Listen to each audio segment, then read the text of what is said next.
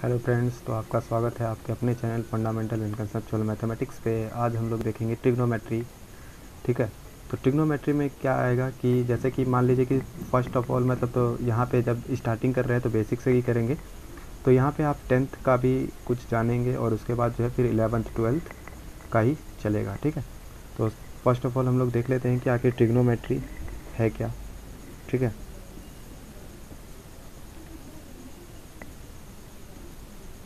Trigonometry.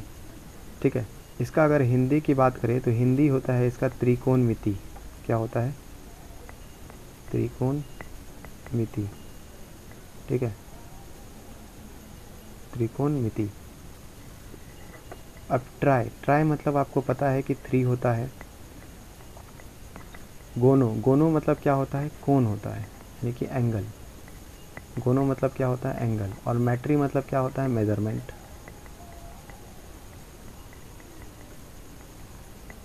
Measurement होता है। तो मतलब पूरा का पूरा क्या मिल रहा है नाम? अगर आप गौर से देखिएगा तो नाम मिलता है तीनों, यानी कि मेजरमेंट ऑफ 3 एंगल्स। अगर हम नाम पे जाएं तो क्या होगा? ये मेजरमेंट ऑफ 3 एंगल्स। ठीक है, तो ये इसका पूरा नाम होता है। मेजरमेंट ऑफ 3 एंगल्स का मतलब क्या? तीनों कोणों की माप।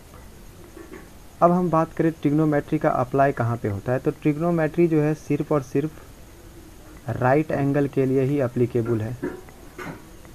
फर्स्ट ऑफ ऑल आप जान लीजिए, राइट एंगल ट्रायंगल के बारे में हम लोग इसमें जानने वाले हैं। अब राइट एंगल ट्रायंगल के बारे में जानने से पहले, और इसी एप्लीकेबल है, तो सबसे पहले हम लोग जान लेते हैं कि राइट एंगल ट्रायंगल होता क्या है। तो राइट एंगल ट्रायंगल होता क्या है, तो ये देख लेते हैं सबसे पहले। तो हम लोग जानते हैं कि राइट एंगल ट्रायंगल, बचपन में आप लोग पढ़े ही होंगे कि एक ऐसा ट्रायंगल जिसका कोई भी एक एंगल जो है क्या हो, 90 डिग्री हो। तो हम लोग उसको लिख सकते हैं अ ट्रायंगल, ठीक है, having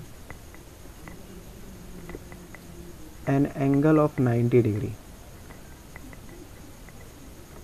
an angle of 90 degree, ठीक है, is known as right angle triangle.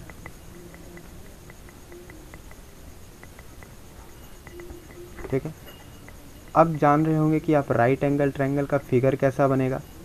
तो आप सबसे पहले यहाँ पे ये सोचिए कि अगर 90 डिग्री को ड्रॉ करना है तो 90 डिग्री को ड्रॉ करने के लिए हमको क्या चाहिए? सबसे पहले एक नीचे प्लेन होना चाहिए। ठीक है, और उसके बाद परपेंडिकुलर डालने के लिए एक सीधा सीधा हम लोग क्या करते हैं, एक लाइन ड्रॉ करते हैं उसके ऊपर। तो इससे क्या पता चलता है कि ये इस टाइप भी 90 बनाएगा, इस तरफ भी 90 बनाएगा, क्योंकि हम लोग जानते हैं कि जब भी एक स्ट्रेट लाइन की बात की जाती है तो एक स्ट्रेट लाइन पे टोटल एंगल 180 डिग्री का होता है।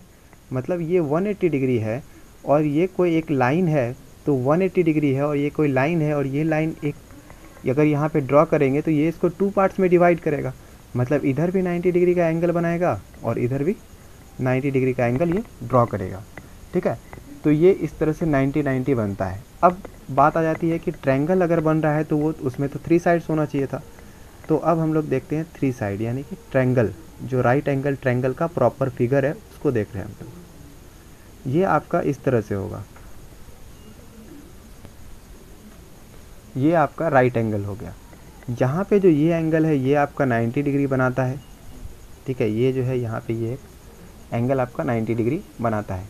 आप चाहे तो इस फिगर को दूसरे तरीके से भी बना सकते हैं, एक अदर फॉर्म भी है, इसको उलट दीजिए आप इस साइड, तो कोई दिक्कत नहीं है, फिगर वही रहता है। ठीक है, फॉर्म में कोई चेंज नहीं है। ठीक है, तो आपने यहाँ पे देखा कि ये जो है 90 डिग्री का एंगल यहाँ पे ड्रॉ कर लेता है। अब अगर हम लोग देखें तो अब इस ट्रायंगल का कुछ पार्ट्स होता है। ठीक है, ये देखना बहुत ज़्यादा ज़रूरी है क्योंकि ट्रिग्नोमेट्री में आपको इसी चीज़ का यूज है। अब अगर पहली बात करें तो ये जो 90 डिग्री है, 90 के डिग्री के सामने वाला जो भी एंगल होता है, ठीक है, 90 के तो फ्रेंड्स 90 डिग्री के सामने वाला जो एंगल होता है उसको हम लोग कहते हैं हाइपोटेनस। क्या बोलते हैं? हाइपोटेनस। इसका नाम है हाइपोटेनस। ठीक है, इसको शॉर्ट में हम लोग डिनोट करते हैं स्मॉल एच से। किससे डिनोट करेंगे? स्मॉल एच से। और इसका जो दो पार्ट होता है वो वेरी करता है, कोई भी एक पार्ट परपेंडिकुलर हो जाता है और कोई एक पार्ट जो है यहाँ पे बेस हो जाता है। अब ये वेरिएशन के पीछे का कारण क्या है, तो आप इसको समझने का कोशिश करिए। क्योंकि यहाँ पे अगर आप ये देखिए इस साइड को भी, तो ये भी साइड इस पे क्या है? परपेंडिकुलर है। अब ये भी साइड इस पे परपेंडिकुलर है, तो और ये भी साइड इस पे परपेंडिकुलर है, तो ये तो अब कन्फ्यूजन क्रिएट करेगा कि कौन सा परपेंडिकुलर वाला पार्ट है। ठीक है, तो ये बहुत ज़्यादा दिक्कत वाला हो जाता है। तो यहाँ पे अगर मान लीजिए आपको एंगल दिया है तो वो आप इजीली फाइंड कर सकते हैं कि कौन है परपेंडिकुलर। बट अगर मान लीजिए कि एंगल आपको गिवन नहीं है, अगर एंगल गिवन नहीं है तो हम लोग क्या करते हैं कि कोई भी एक नॉर्मल सा कोई भी आप कंसीडर कर लीजिए, कोई भी परपेंडिकुलर, और दूसरा वाला जो साइड बच जाएगा वो बेस हो जाएगा। जनरली अगर कंसीडर किया जाए तो ये आप देखिएगा तो ये नीचे वाला हिस्सा है, इसलिए इसको हम लोग जनरली कंसीडर कर लेते हैं बेस।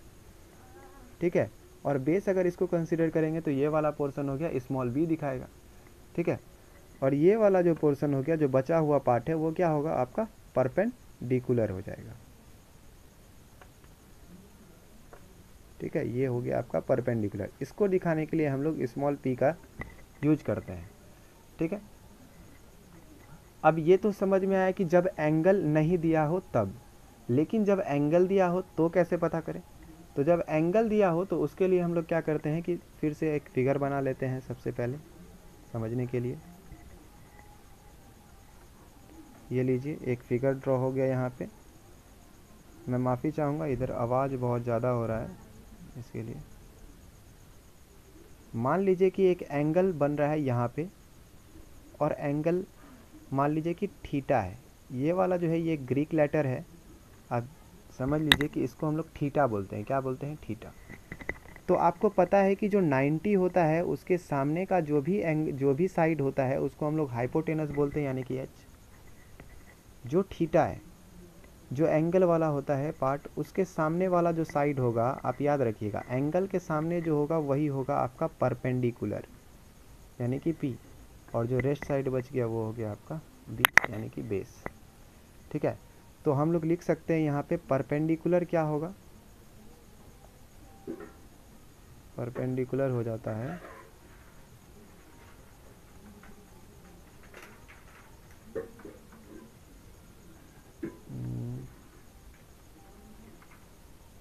साइड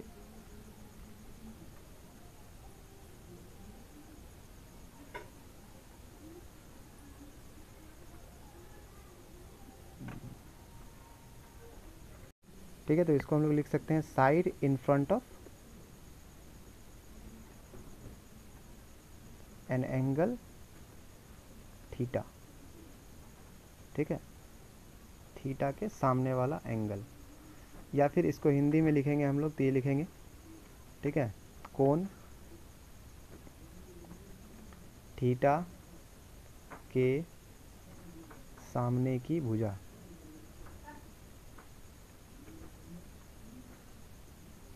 की जो भुजा होगी उसी को आप क्या कहिएगा? ठीक है, उसी को हम लोग कहेंगे P, यानी कि परपेंडिकुलर। ठीक है, और हाइपोटेनस हम लोग किसको कहेंगे? तो हाइपोटेनस के लिए हम लोग देख लेते हैं।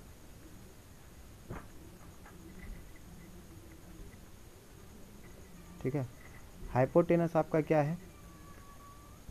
तो a side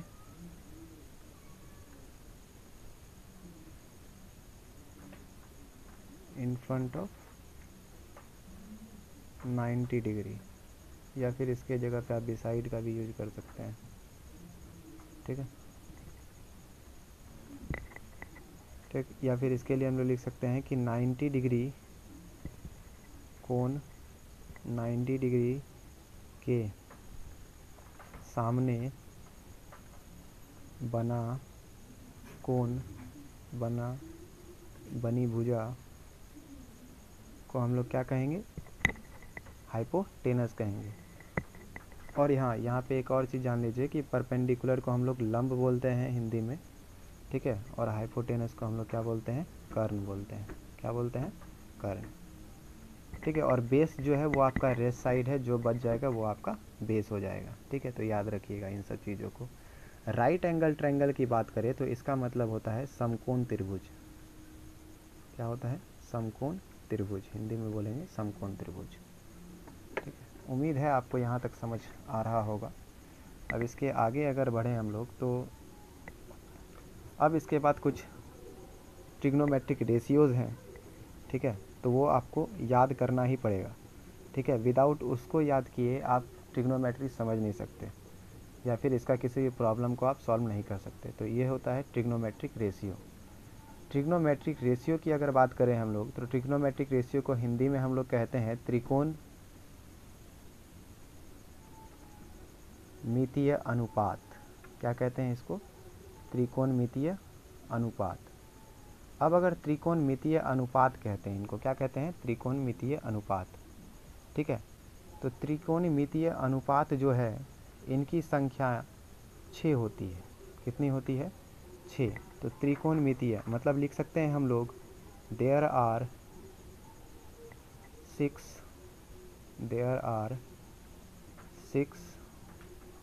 trigonometric ratios. Trigonometric ratios, ठीक है। तो वो कितने हैं? 6। अब तो बात ये हो जाती है कि 6 हैं तो कौन कौन से हैं? तो पहला आता है साइन, ठीक है, जिसका पूरा नाम होता है साइन, SINE। दूसरा होता है कोसाइन, जिसको हम लोग शॉर्ट में बोलते हैं कॉस। फुल फॉर्म होता है इसका कोसाइन। उसके बाद होता है टेन, जिसको हम लोग बोलते हैं टेंजेंट।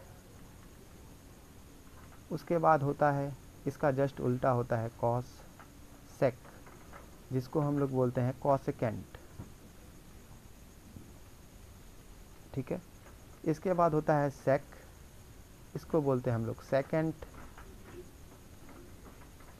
उसके बाद होता है कॉट, जिसको हम लोग बोलते हैं कोटेंजेंट। क्या बोलते हैं इसको? कोटेंजेंट, ठीक है। तो यहाँ पे आप ये चीज़ जान लीजिए कि जो साइन होता है जस्ट इसका उल्टा कॉस होता है, जो कॉस होता है जस्ट इसका उल्टा सेक होता है, और जो टेन होता है जस्ट इसका उल्टा कॉट होता है, ठीक है। अब हम लोग देखेंगे कि इसका आखिर फॉर्मूला क्या है जो हम लोगों को याद रखना है। तो पहला क्या है कि जैसे हम लोग साइन थीटा की अगर बात करें, ठीक है, तो sine theta is equal to होता है P/H। P/H कहने का मतलब क्या? Perpendicular by hypotenuse. क्या हो जाता है ये? Perpendicular by hypotenuse. या फिर हिंदी में जिनको पढ़ रहे हैं हिंदी में, तो वो हिंदी में लंब लिखेंगे और बटे कर्ण लिखेंगे, ठीक है। उसी तरह से कॉस थीटा होता है, तो कॉस थीटा को हम लोग लिखते हैं B/H। B is equal to base और H इज इक्वल टू आपका सेम एज हाइपोटेनस, ठीक है। यहाँ पे बेस के लिए बस वही आपको आधार लिखना है, और ये कर्ण हो गया है, ठीक है। अब टेन थीटा के लिए क्या होगा? टेन थीटा के लिए P/B होता है। वो आगे हम लोग इसका शॉर्ट फॉर्म भी जानेंगे कि tan theta is equal to P/B कैसे आता है, ठीक है। अगर आपको साइन और कॉस का याद है तो आप सभी के सब ट्रिग्नोमेट्रिक रेशियो इजीली फाइंड कर सकते हैं। तो P क्या होता है? ये परपेंडिकुलर शो करता है, ठीक है। P शो करेगा आपका परपेंडिकुलर, और B जो है शो करेगा ये बेस को। तो इसको अगर हम लोग लिखें इस तरह से, तो लंब बटे आधार। अब आपको बताएं हम उधर कि कॉट। अब यहाँ पे जान लीजिए कि ये जो थीटा है ये एंगल को रिप्रेजेंट कर रहा है। क्या रिप्रेजेंट कर रहा है? एंगल को रिप्रेजेंट कर रहा है। तो कॉट थीटा की अगर बात करें तो कॉट थीटा बराबर क्या? तो B/P। क्योंकि जस्ट हम पहले ही बताएं कि कॉट थीटा का टेन थीटा का जो उल्टा होता है वही क्या होता है? Cot theta. तो आप टेन को उलट दीजिएगा तो आपको क्या मिलेगा? कॉट। अब यहाँ पे base, by perpendicular, base by perpendicular. Base क्या हुआ आपका, यानी कि आधार बटे कर्ण। आप इतना तो समझ लीजिए कि विदाउट इसके आप एक भी ट्रिग्नोमेट्री का फॉर्मूला सॉल्व नहीं कर सकते, या फिर कोई भी क्वेश्चन आप ट्रिग्नोमेट्री का नहीं सॉल्व कर पाइएगा without these formulas.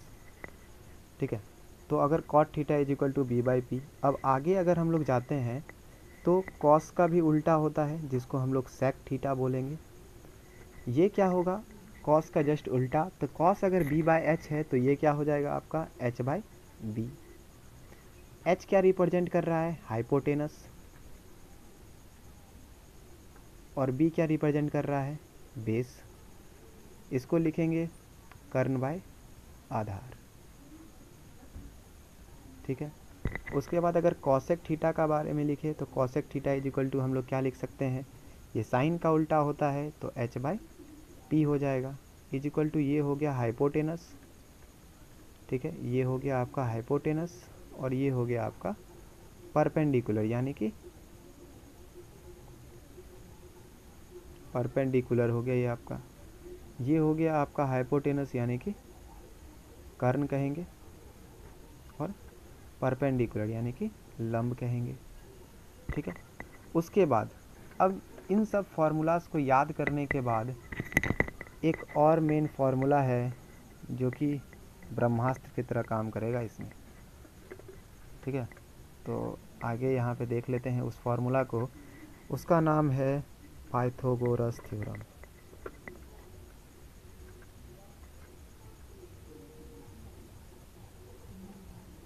Pythagoras theorem. अब ये पाइथागोरस थ्योरम क्या है, पाइथागोरस थ्योरम, इसको हम लोग पाइथागोरस प्रमेय भी बोलते हैं हिंदी में।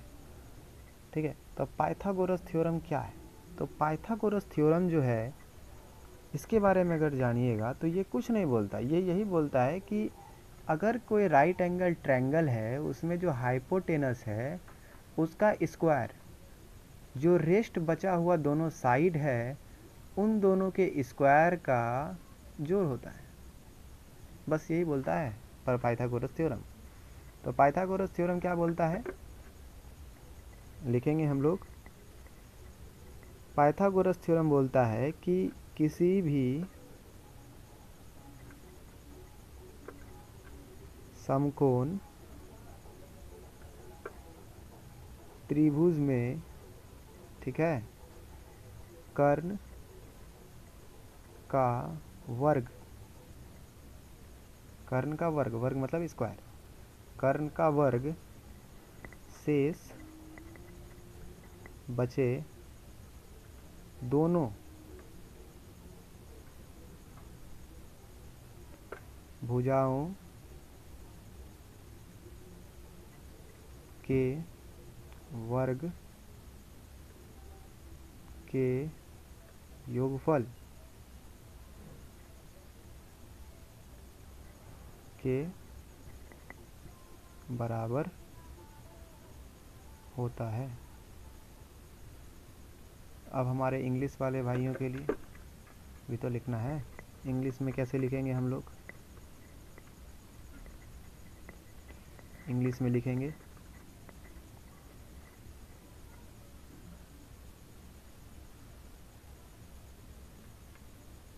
इन a right angle triangle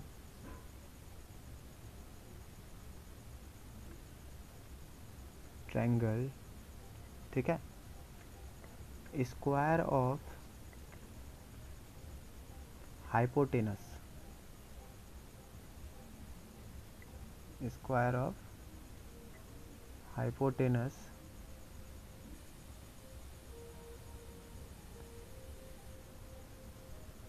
is equal to the sum of the square of rest two sides,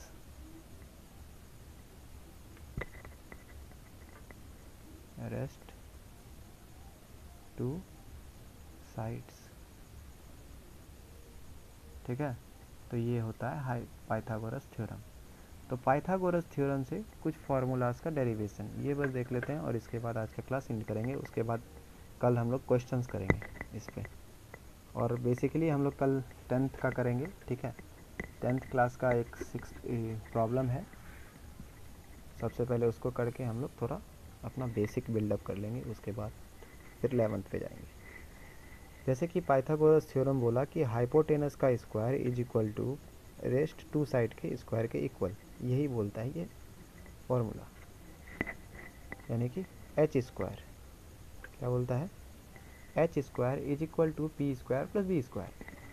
अब देखिए यहाँ से क्या है कि कुछ फार्मूलाज है, अगर एच निकालना है तो आपको पता है कि स्क्वायर, जब स्क्वायर दूसरे साइड में जाता है तो किसी भी का स्क्वायर, कुछ भी मान लीजिए एक्स मान लेते हैं, तो ये ऑलवेज बदल जाता है किस में, रूट में। स्क्वायर दूसरे साइड जाएगा तो रूट में, तो ये क्या बन जाएगा, रूट, यानी P square plus B square, ये एक फार्मूला बना, ठीक है।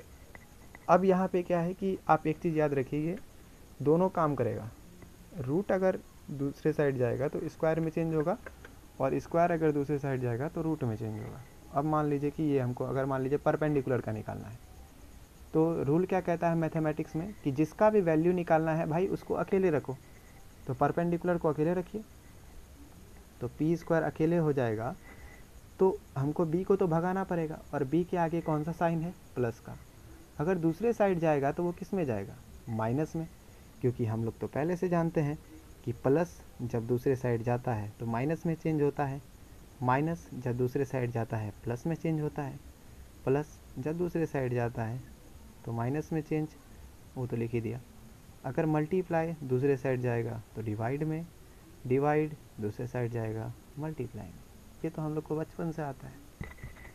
तो P square is equal to, ये प्लस में उधर गया तो माइनस में, H square is equal to minus B square, ठीक है। अब आप निकाल लीजिए पी का वैल्यू, ये स्क्वायर है उधर भेज दीजिए, H square minus B square, ये हो गया आपका फॉर्मूला, ठीक है। इसी तरह से अगर बी स्क्वायर का वैल्यू निकालना होता तो हमको क्या हो, परपेंडिकुलर, ये उसको उधर भेजना होता, तो भेज दीजिए उधर H square minus P square, तो बी इक्वल टू आप क्या लिखते हैं, ये स्क्वायर है उधर जाएगा तो रूट के अंदर, यानी H square minus P square, ये आप याद रखें। और एक चीज़ याद रखना है कि hypotenuse is the greatest side, ठीक है, उसका जो मतलब लेंथ होगा इज़ वेरी हाई, ठीक है। तो वीडियो को समाप्त करते, बहुत ज़्यादा लेंदी हो गया है, ठीक है। कल हम लोग फिर से मिलेंगे इसी चैनल पे, तो सब्सक्राइब करिए और इस कोरोना काल में बच के रहें और सबको बचाएं भी, ठीक है। तो धन्यवाद, देख लिए वीडियो और सेंड वेंड करें, थोड़ा सब्सक्राइब करवाएं।